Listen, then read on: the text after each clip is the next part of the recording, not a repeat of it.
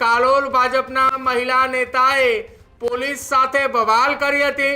કાલોલ નગરપાલિકાના કારોબારી અધ્યક્ષ અને પોલીસ વચ્ચે જે બવાલની ઘટનાના વિડીયો સામે આવ્યા હતા, એ ઘટના બાદ કાલોલ પોલીસે વિવિધ કલમો અંતર્ગત ગુનો દાખલ કર્યો હતો। જો કે ઘટના બની એને 7 દિવસ જેટલો સમય વીતી ચૂક્યો છે, હજુ પણ કાલોલ ભાજપના મહિલા નેતા ફરાર છે। મહિલા નેતાની સાથે સાથે આવેલા અન્ય 4 મહિલાઓ પણ ફરાર હોવાની વાત સામે આવી રહી છે। કાલોલ પોલીસે દાદાગીરી કરનાર ભાજપના મહિલા નેતાના ઘરે નોટિસ લગાવી છે।